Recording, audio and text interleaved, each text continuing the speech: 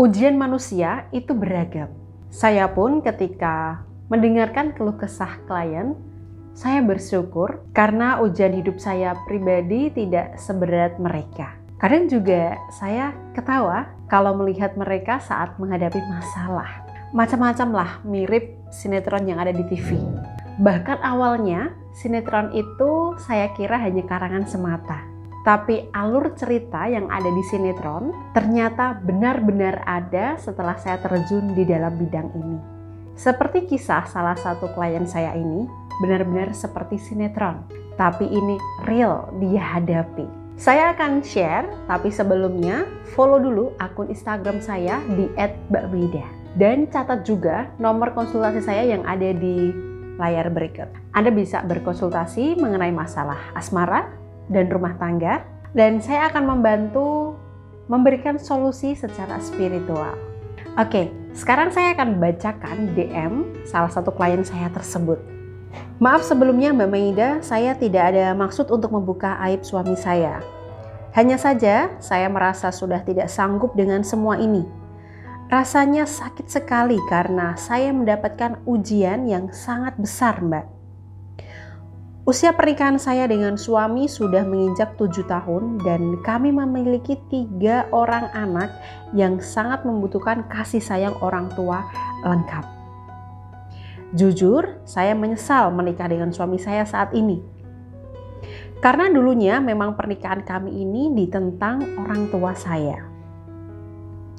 Orang tua saya menganggap bahwa suami saya ini pemalas karena melamar saya tapi dalam keadaan pengangguran, belum bekerja. Tapi di situ saya terus berusaha meyakinkan orang tua saya bahwa suami akan bertanggung jawab terhadap kehidupan keluarga kami. Akhirnya kami menikah meski orang tua tidak ikhlas menerima suami saya.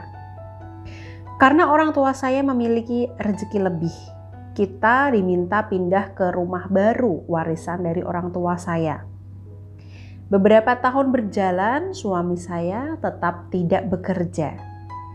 Hanya mengandalkan pemasukan dari toko yang saya jalankan. Saya terus mengomelinya. Saya minta dia bekerja atau setidaknya membantu saya bekerja di toko.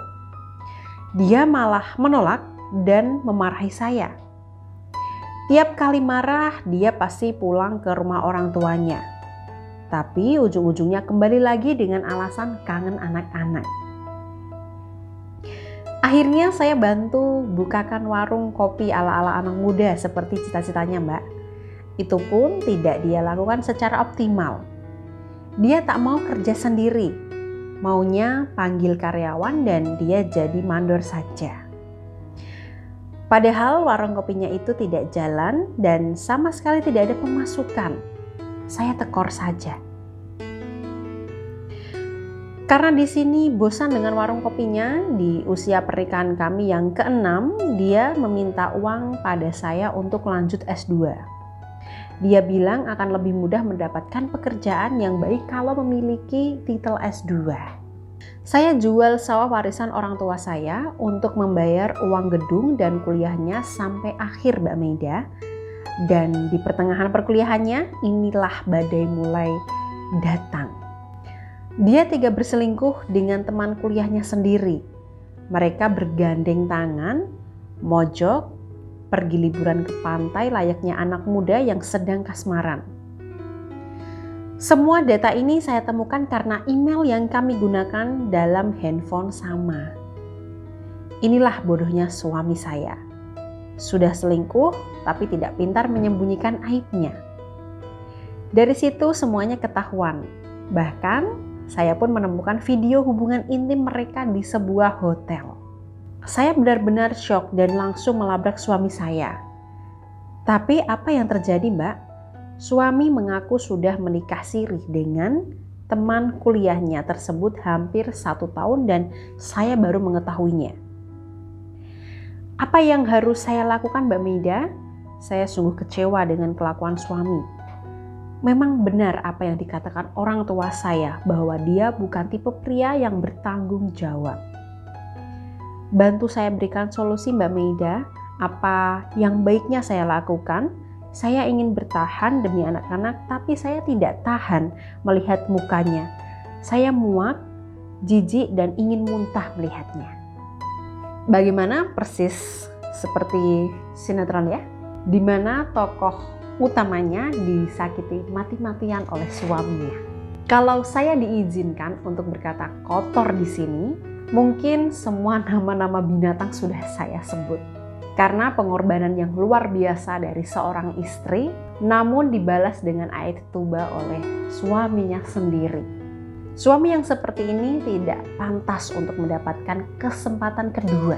Kalau saya biasanya menyarankan kepada klien, jika suaminya selingkuh, maafkan, lalu berikan kesempatan kedua. Tapi kali ini saya larang ibu ini untuk memberikan kesempatan kedua. Karena suaminya sudah sangat sulit untuk diajak bekerja sama. Dia tidak memberi nafkah, tidak mengayomi, dan tidak bertanggung jawab terhadap diri Anda dan juga keluarga. Buat apa dipertahankan? Buang saja ke laut pria semacam ini. Bangun toko Anda, dan kalau mau saya bantu bukakan aura Anda agar lebih banyak mendapatkan keberuntungan, khususnya dalam hal karir, dan Anda lebih dicintai dengan orang-orang di lingkungan Anda. Nah, bagi Anda yang ingin berkonsultasi dan mendapatkan sarana spiritual seperti klien saya, silahkan bisa hubungi saya melalui DM Instagram atau konsultasi langsung dengan saya di nomor yang tertera di layar berikut.